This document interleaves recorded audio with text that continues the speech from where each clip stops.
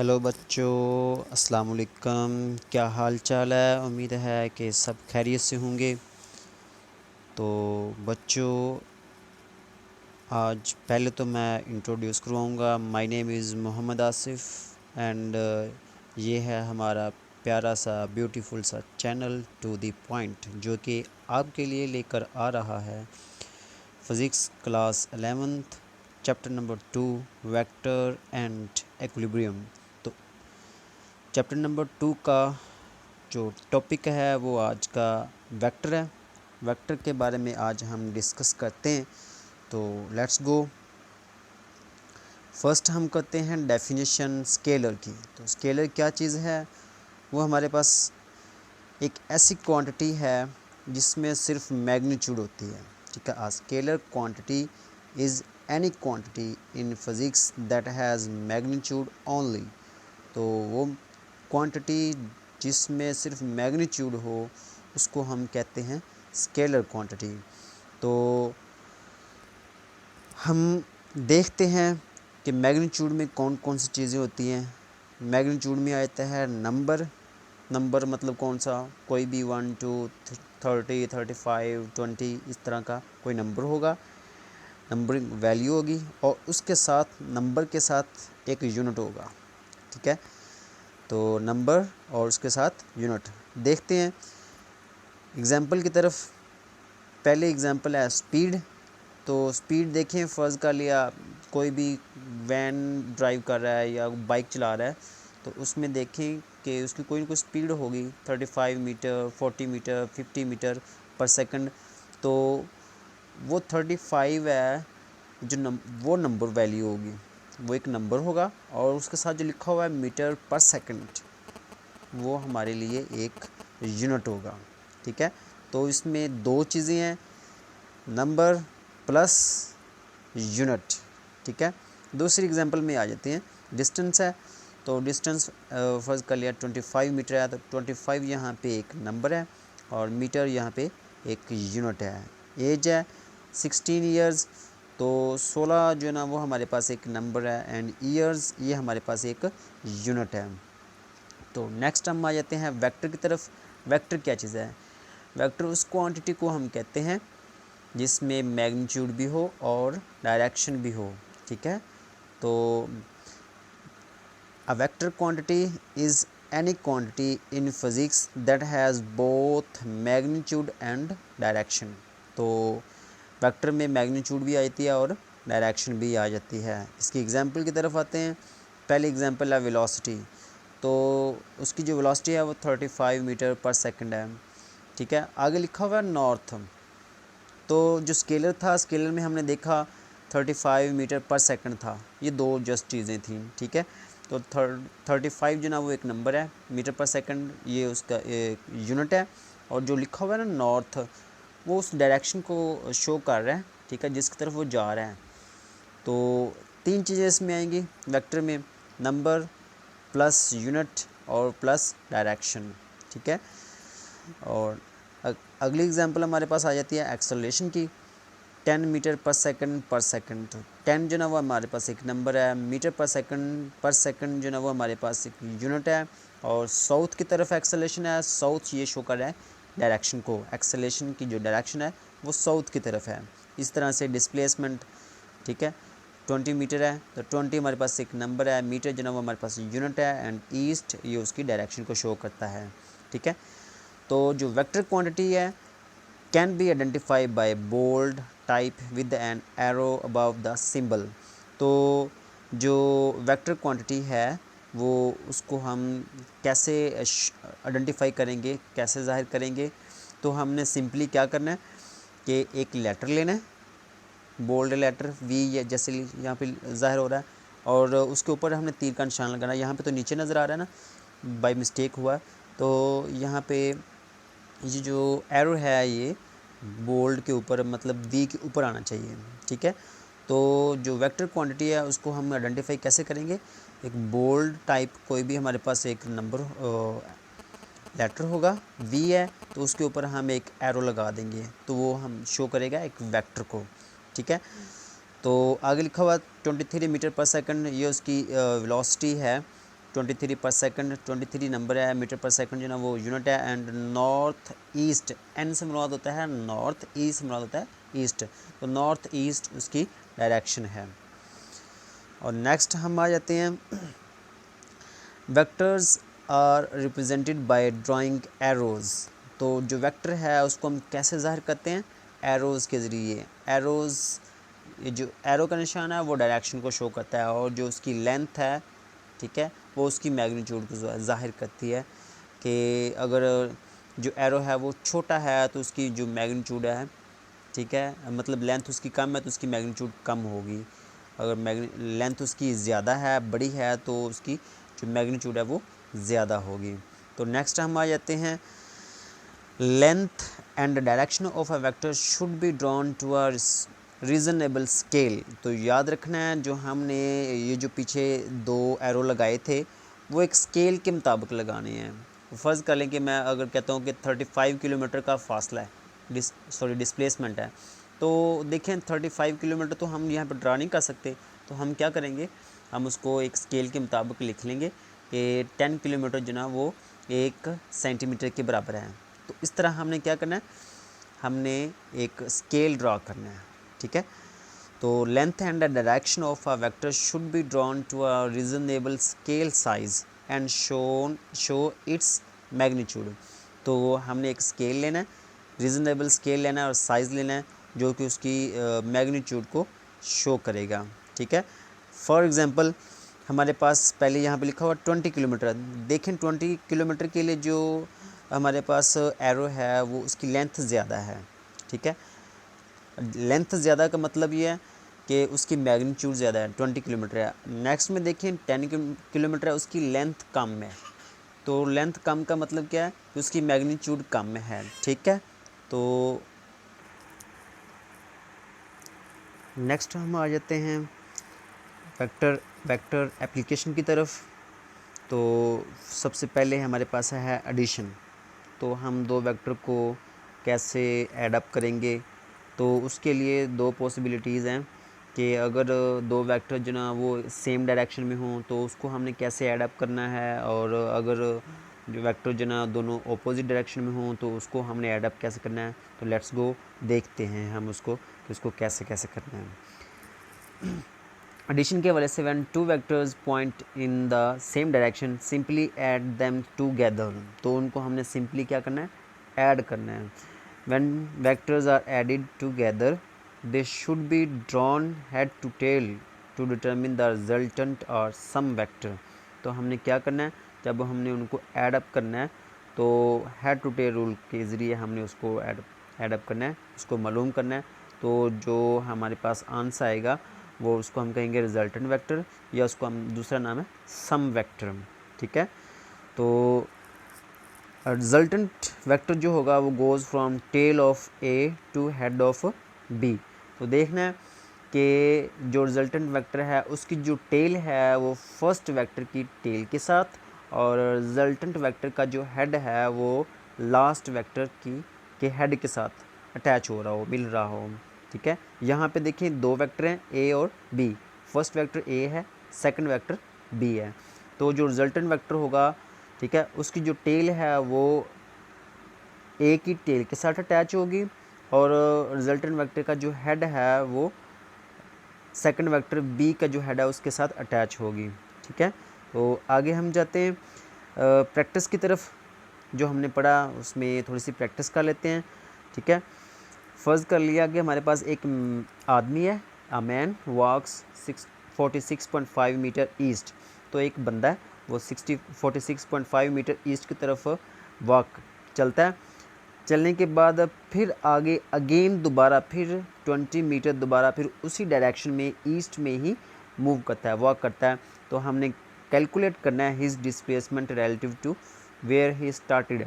जहाँ से उसने स्टार्ट किया था वहाँ से लेकर जहाँ तक उसने वो पहुँचा, 46.5 मीटर का पहले फासला तय किया, फिर उसने 20 मीटर का। तो सिंपली हमने उन दोनों को ऐड कर लेना है, ठीक है। तो कैसे करना है, देखिए 46.5 मीटर ईस्ट में उसने पहले डिस्टेंस कवर किया, प्लस उसी डायरेक्शन में उसने दोबारा फिर 20 मीटर का ईस्ट में ही फासला तय किया। तो सिंपली हमने क्या करना है, दोनों को ऐड अप कर देना है। लेकिन याद रखना है कि दोनों वेक्टर को जब हमने ऐड करना है तो दोनों को कंबाइन करने से जो लेंथ है वो चेंज हो जाएगी, ठीक है। दोनों वेक्टर की जो लेंथ है वो इकट्ठी होकर एक वेक्टर में आ जाएगी, ठीक, कंबाइन हो जाएगी, तो उन दोनों का रिजल्टेंट आ जाएगा। तो रिजल्टेंट में देखें कि 46.5 प्लस 20, तो दोनों को ऐड करेंगे तो वो बन जाएगा 66.5 मीटर।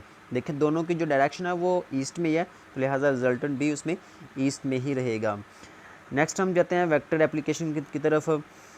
तो एडिशन तो हमने कर लिया, अब हम सब्ट्रैक्शन की तरफ आते हैं।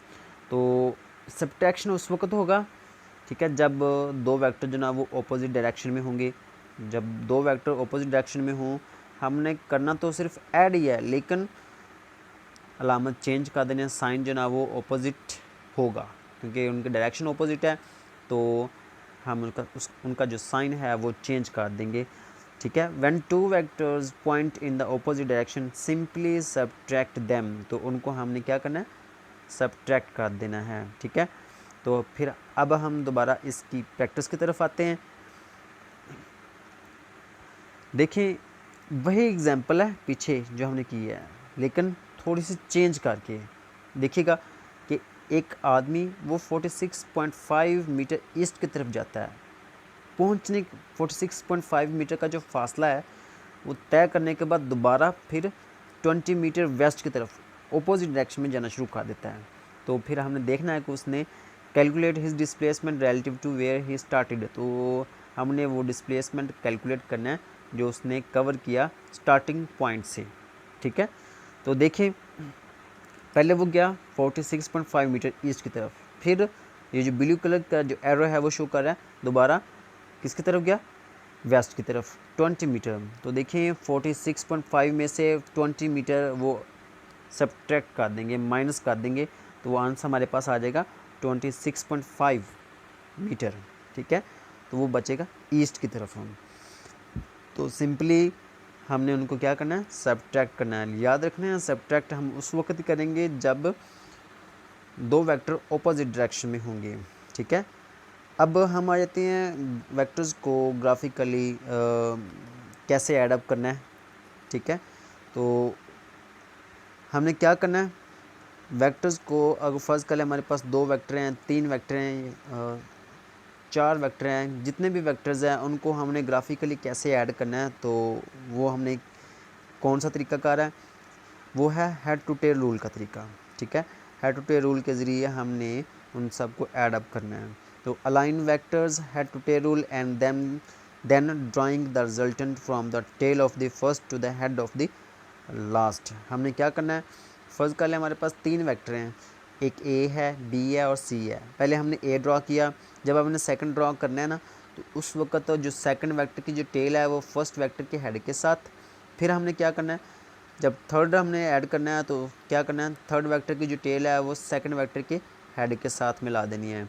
तो उसके बाद हम जब हमने रिजल्टेंट निकालना है तो रिजल्टेंट वेक्टर की जो टेल है वो पहले वेक्टर की टेल के साथ, और रिजल्टेंट वेक्टर का जो हेड है वो लास्ट वेक्टर के हेड के साथ अटैच हो रहा होगा, ठीक है। तो यही वो कह रहा है कि हमने क्या करना है, रिजल्टेंट वेक्टर जो ना वो हमने ड्रा करना है, उसकी जो टेल है वो फर्स्ट वेक्टर की टेल के साथ, और जो हेड है उसका वो लास्ट वेक्टर के हेड के साथ होना चाहिए, जैसा कि यहाँ पर डायग्राम में शो किया गया है। देखिए हमारे पास एक फर्स्ट वेक्टर, फिर सेकंड वेक्टर, फिर थर्ड वेक्टर, फिर फोर्थ वेक्टर। फोर वेक्टर जो ना वो पहले इकट्ठे किए गए, कंबाइन किया गया, ऐड किया गया, और जब हमने उसका रिजल्टेंट निकालना है रेड कलर की लाइन में, तो देखिए जो रेड कलर की लाइन में उसकी जो टेल है वो पहले वेक्टर की टेल के साथ है, जो उसका हेड है वो लास्ट वेक्टर के हेड के साथ अटैच हो रहा है, ठीक है।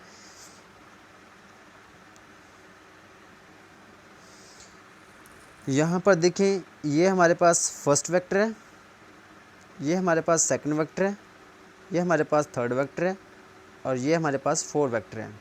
इन फोर वेक्टर्स को हमने एक दूसरे के साथ ऐड किया। जब ऐड कैसे किया, जो फर्स्ट वेक्टर ड्रा किया, फिर जब हमने सेकंड वेक्टर ड्रा किया तो उसकी जो टेल है वो फर्स्ट वेक्टर के हेड के साथ, फिर हमने जब थर्ड ड्रा किया तो थर्ड की जो टेल है वो सेकंड के हेड के साथ, जब हमने फोर ड्रा किया तो फोर की जो टेल है वो थर्ड के हेड के साथ। जब हमने रिजल्टेंट निकालना है तो रिजल्टेंट की जो टेल है वो फर्स्ट की टेल के साथ और रिजल्टेंट का जो हेड है वो लास्ट वेक्टर के हेड के साथ अटैच हो रहा होगा, तो फिर हम उसको रिजल्टेंट वेक्टर का नाम देंगे। अब हम आगे की तरफ आते हैं। ग्राफिकल वेक्टर जो ना हमने उसको ऐड कैसे करना है। ये दो वेक्टर है हमारे पास ए और बी, तो उसको हमने ग्राफिकली ऐड अप कैसे करना है, तो उसके लिए स्टेप दिए हुए हैं। फर्स्ट स्टेप है हमारे पास, हमने क्या करना है, ड्रा आ स्टार्ट पॉइंट। हमने एक स्टार्ट पॉइंट लेना है, फिर हमने क्या करना है, उसके लिए हमने एक स्केल डिसाइड करना है। ठीक है, दो वेक्टर हैं, फर्स्ट कर लिया, फर्स्ट वेक्टर है वो 35 किलोमीटर का है और सेकंड वेक्टर जो ना वो 25 किलोमीटर का। तो किलोमीटर के हिसाब से हम तो यहाँ पर ड्रा नहीं कर सकते, तो उसके लिए हमने क्या करना है, पहले एक स्टार्ट पॉइंट लेना है, उसके बाद हमने उनके लिए एक सूटेबल स्केल डिसाइड करना है। फिर हमने ए के लिए स्केल ड्रा करना है, फिर हमने बी के लिए स्केल ड्रा करना है, दोनों के लिए अलग अलग होगा। ठीक है, draw vector A to scale, vector B, जो ये स्केल ड्रा करने के बाद हमने क्या करना है, जो वेक्टर बी की जो टेल है वो फर्स्ट वेक्टर के हेड के साथ अटैच हो रही हो। ठीक है, हेड टू टेल रूल वाला तरीका ही हमने यहाँ पे इस्तेमाल करना है। हमने क्या करना है, पहले हमने स्टार्ट पॉइंट लेना है, स्टार्ट पॉइंट लेने के बाद फिर हमने एक स्केल डिसाइड करना है, ए के लिए भी और बी के लिए भी। फिर हमने क्या करना है, जब हम सेकंड वेक्टर ड्रा करेंगे तो सेकंड वेक्टर की जो टेल है वो फर्स्ट वेक्टर के हेड के साथ मिलानी है। तो लास्ट में क्या करना है, आखिरी पॉइंट है उसमें आपने करना है, एक लास्ट में एक लाइन ड्रा करनी है, उस लाइन का जो इनिशियल स्टार्ट है वो फर्स्ट वेक्टर की टेल के साथ होगा और उसका जो फाइनल पॉइंट है, लास्ट पॉइंट है, वो बी वेक्टर के हेड के साथ हो, तो इसको हम कहेंगे रिजल्टेंट वेक्टर। ठीक है, तो यहाँ पे देखें बाज़ औक़ात स्टूडेंट जो है वो कंफ्यूज हो जाते हैं कि इस तरह रिजल्टेंट वेक्टर हम किस तरह निकालें। देखें हमारे पास, देखें यहाँ पे पहले यहाँ पे फर्स्ट वेक्टर है, फिर यहाँ पे सेकंड वेक्टर है, फिर यहाँ पे थर्ड वेक्टर है, फिर यहाँ पे 4 वेक्टर है, फिर यहाँ पे 5 वेक्टर है। इन 5 वेक्टर्स को हमने ऐड किया। ठीक है, फिर हमने एक रिजल्टेंट निकाला डी। तो पहले हमने फर्स्ट वेक्टर ड्रा किया, फिर सेकंड वेक्टर, फिर थर्ड, फिर फोर्थ, फिर फिफ्थ, और जब हमने उसका रिजल्टेंट निकाला तो रिजल्टेंट की जो टेल है वो फर्स्ट की टेल के साथ, जो रिजल्टेंट का हेड है वो लास्ट वेक्टर के हेड के साथ हमने अटैच कर दिया। हम इसी को हम दूसरे तरीके से भी ले सकते हैं, जो फर्स्ट वेक्टर है वो आगे लास्ट वाले वेक्टर के साथ हम अटैच कर सकते हैं। ठीक है, ये जो फर्स्ट वेक्टर है इसको हम यहाँ पे ले आएंगे। ठीक है, तो लास्ट वेक्टर के साथ अटैच कर लेंगे तो भी जो रिजल्टेंट वेक्टर होगा वो सेम ही होगा। ठीक है, तो यहाँ पे इसको हम कह सकते हैं कम्यूटेटिव प्रॉपर्टी ऑफ वेक्टर। तो अब हम आ जाते हैं नॉन कोलिनियर वेक्टर की तरफ। नॉन कोलिनियर वेक्टर किसको कहते हैं, जब दो वेक्टर जो ना वो परपेंडिकुलर हों, ठीक है, तो उसको हम कहते हैं नॉन कोलिनियर वेक्टर्स। तो जो नॉन कोलिनियर वेक्टर होते हैं वो एट राइट एंगल होते हैं, 90 डिग्री के ज़ाविये पे होते हैं, और उसको हम पाइथागोरन थ्योरम के ज़रिए हम उसको सॉल्व करते हैं। ठीक है, जब दो वेक्टर जो ना वो परपेंडिकुलर हों तो उस वक्त हमने उसको क्या करना है, पाइथागोरस थ्योरम के ज़रिए सॉल्व करना है।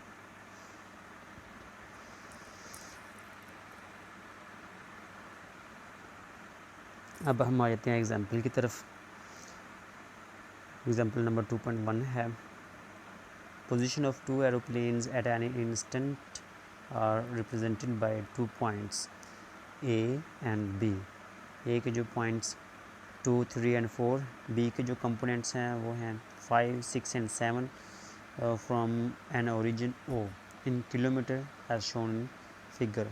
यहाँ पे फिगर में दिखा दिया गया कि हमारे पास दो वेक्टर हैं ए एंड बी। ए के कंपोनेंट्स 2, 3 एंड 5, बी के कंपोनेंट्स 5, 6 एंड 7। ठीक है, तो हमने फाइंड आउट करना है। फर्स्ट पे है पोजीशन वेक्टर फाइंड आउट करना है, सेकंड पे है डिस्टेंस फाइंड आउट करना है between two aeroplanes. A and B के दरमियान जो डिस्टेंस है वो हमने फाइंड आउट करना है। ठीक है, तो पहले नंबर पे जो हमने फाइंड आउट करना है वो हमारे पास है पोजीशन वेक्टर। तो लेट हम कर लेते हैं, एक पोजीशन वेक्टर आर है।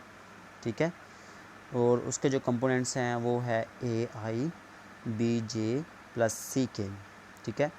तो सॉल्यूशन में हमने क्या करना है, एक पोजीशन वेक्टर आर लेना है, उसके जो कंपोनेंट्स होंगे वो ए आई प्लस बी जे प्लस सी के हो जाएंगे। और फिर हमने क्या करना है, position vector of first aeroplane वो लिख लेना है, वो दिया हुआ है ओ ए के जो हैं वो दिया हुआ है 2 3 एंड 4, 2 के साथ आ जाएगा 3 जे प्लस 4 के। फिर इसी तरह से हमने ओ बी लिखना है, बी के जो कंपोनेंट्स हैं वो दिए हुए हैं 5 आई प्लस 6 जे प्लस 7 के, ठीक है। तो ओ ए और ओ बी ये तो हमारे पास स्टेटमेंट में दिए हुए हैं, और आर जो है ना वो हमने फाइंड आउट करना है, इसलिए हमने उसको लेट कर लिया ए आई प्लस बी जे प्लस सी के, ठीक है। अब हम यूज़ करेंगे हेड टू टेल रूल, ठीक है। तो सिंपली हम करेंगे O A plus A B is equal to O B. O A first vector है, ए बी सेकेंड वेक्टर है, और ओ बी हमारे पास रिजल्टेंट वेक्टर है, ठीक है। तो डिस्टेंस हमने निकालना है दोनों के दरमियान, तो ए बी डिस्टेंस को शो करता है, ठीक है। तो जो ओ ए है वो दूसरी साइड पे ले आएंगे, उधर आके माइनस हो जाएगा, ठीक है। तो यहाँ पे जो ओ ए है वो इधर आ जाएगा, इधर आके माइनस हो जाएगा, ठीक है। तो ओ ए इधर आके माइनस हो गया। अब ओ बी के जो कंपोनेंट्स हैं वो हमने लिख लेने हैं, 5 आई प्लस 6 जे प्लस 7 के। ये लिखने के बाद फिर हमने माइनस ओ ए की जगह पे उसके कंपोनेंट्स लिखने हैं, 2 आई प्लस 3 जे प्लस 4 के, ठीक है। तो सिंपली इनको हमने सब्ट्रैक्ट कर देना है, 5 माइनस 2 फर्स्ट कंपोनेंट फर्स्ट में से ही, ठीक है। ये वाला फर्स्ट कंपोनेंट इसके फर्स्ट कंपोनेंट में सब्ट्रैक्ट होगा, सेकंड कंपोनेंट सेकंड में से, और थर्ड कंपोनेंट थर्ड में से माइनस होगा। तो 5 में से 2 माइनस किए तो 3, 6 में से 3 माइनस किए 3, 7 में से 4 माइनस किए 3, तो 3 आई प्लस 3 जे प्लस 3 के, ये हमारे पास रिजल्टेंट डिस्टेंस आ जाएगा, ठीक है। अब हमने इसकी निकालनी है मैग्नीट्यूड। तो मैग्नीट्यूड निकालने के लिए सिंपली हमने फार्मूला लगाना है, ठीक है। तो फार्मूला लगाएंगे फर्स्ट कंपोनेंट का स्क्वायर, फिर सेकंड कंपोनेंट का स्क्वायर, फिर फोर्थ कंपोनेंट का स्क्वायर, ठीक है। तो इन तीनों का स्क्वायर ऐड करेंगे और उसका स्क्वायर रूट ले लेंगे, तो वो आंसर आ जाएगा 5.2 किलोमीटर, ठीक है।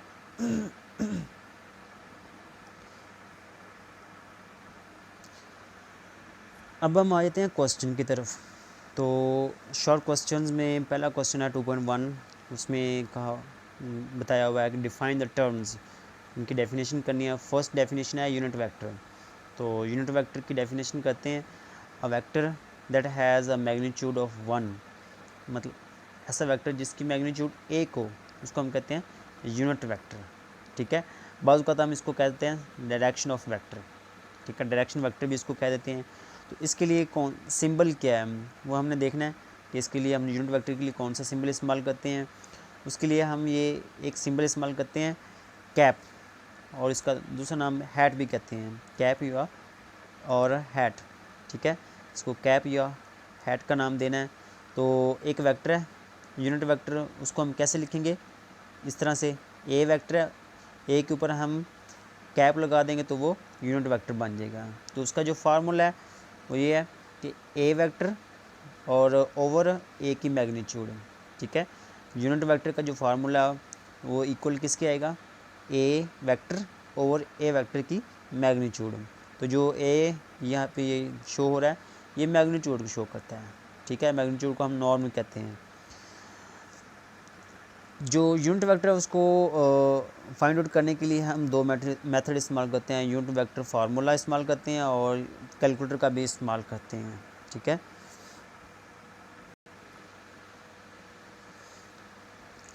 सेकंड डेफिनेशन है पोजीशन वेक्टर। तो पोजीशन वेक्टर क्या है, वो हमारे पास है position vector of an object at time T is the position of the object relative to the origin. तो किसी भी ऑब्जेक्ट की एट टाइम टी के ऊपर ओरिजिन के लिहाज से जो उसकी पोजीशन होगी उसको हम कहेंगे पोजीशन वेक्टर, ठीक है। It is represented by a straight line between the origin and the position. तो ये जो पोजीशन वेक्टर है ये ओरिजिन से स्टार्ट होगा और उस पोजीशन तक लाइन होगी एट टाइम टी, ठीक है। तो कन्फ्यूजन आ जाती है बाज़ औक़ात। देखें फर्स्ट डायग्राम में देखें, उसमें ओरिजिन से पी तक और ओरिजिन से पी प्राइम तक दो डिस्टेंस हैं, ठीक है।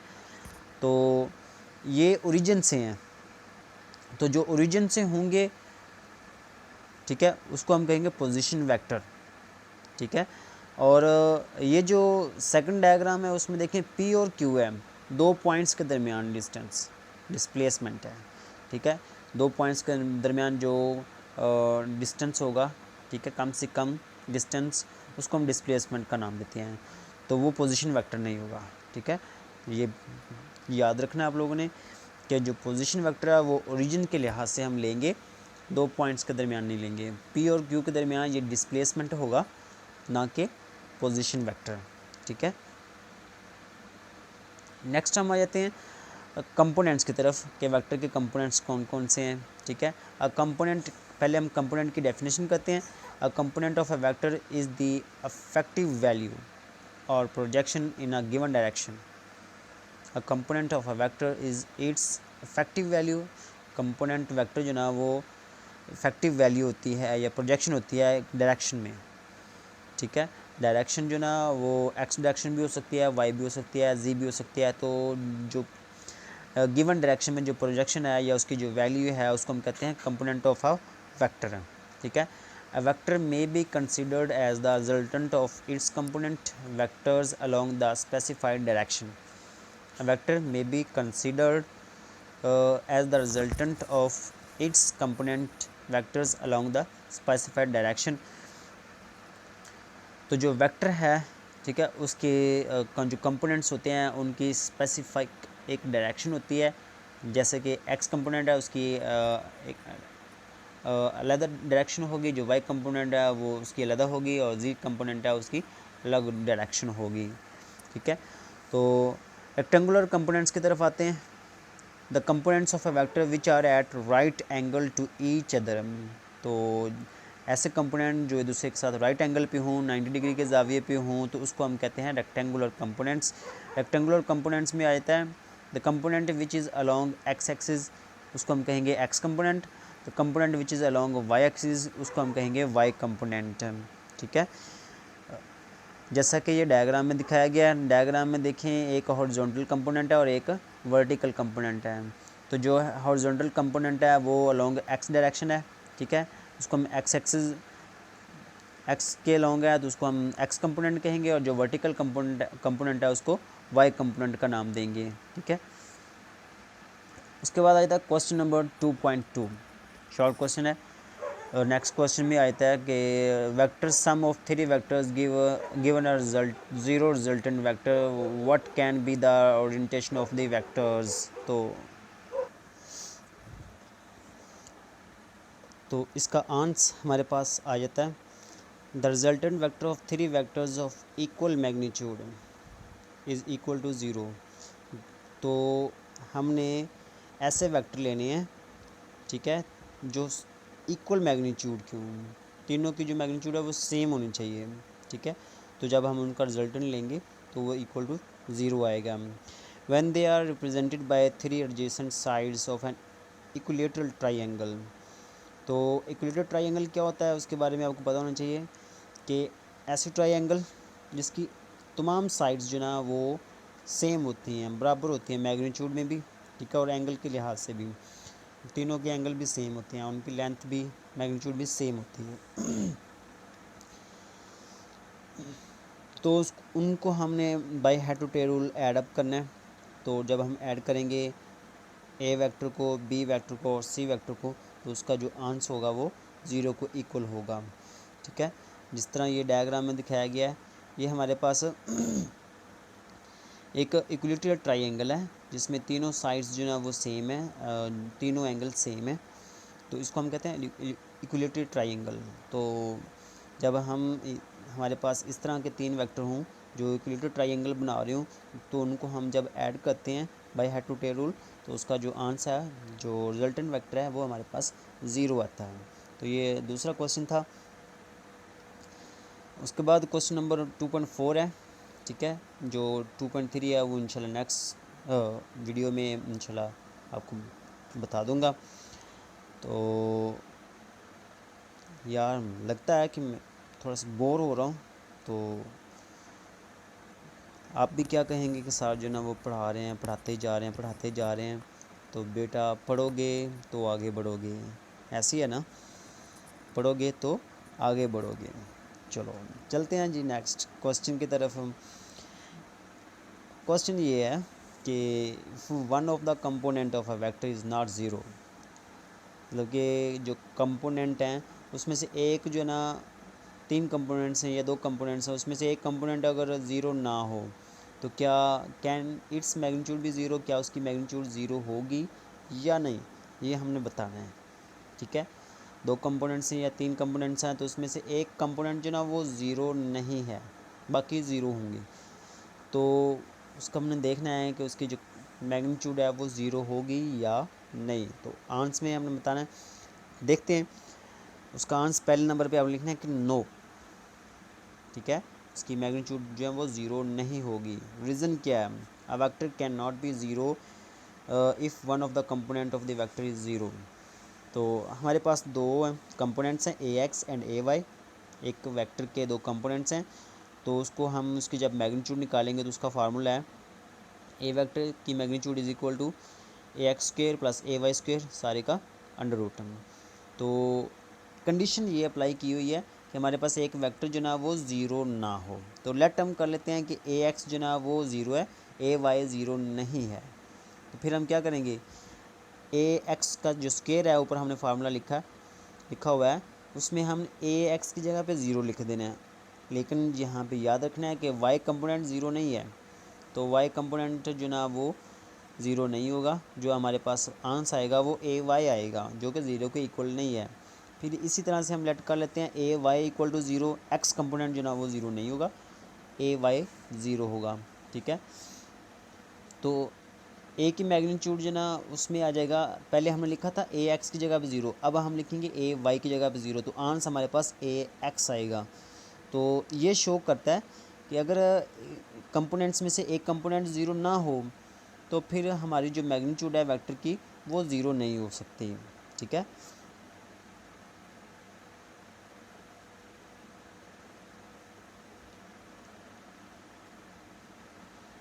अब हम आ जाते हैं एमसीक्यूज़ की तरफ।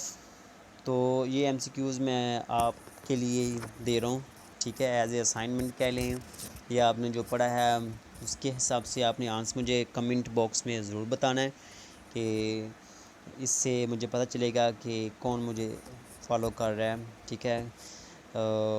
किसको कितनी समझ आई है, कितनी समझ नहीं आई, और आप में आपको किसी भी किस्म की कन्फ्यूजन हो इस लेक्चर में, ठीक है, या आपको किस फिज़िक्स के हवाले से कोई भी क्वेश्चन हो तो आप मुझे कमेंट बॉक्स में दें, क्वेश्चन करें, मैं इंशाल्लाह आपको कोशिश करूँगा कि फ़ौरी तौर पे आपको आंसर दूँ, ठीक है।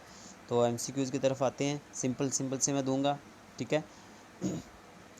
Which of the following is a vector, आपने बताना है कि इसमें से कौन से जो ना वो वेक्टर है। तो ये हमारे पास 4 ऑप्शन है। पहला ऑप्शन है सरफेस टेंशन, सेकंड ऑप्शन है moment of inertia, third option है प्रेशर, एंड फोर्थ ऑप्शन है नन ऑफ द अबव। आपने ये मुझे कमेंट बॉक्स में बताना है कि इनमें से कौन सा वेक्टर है, ठीक है।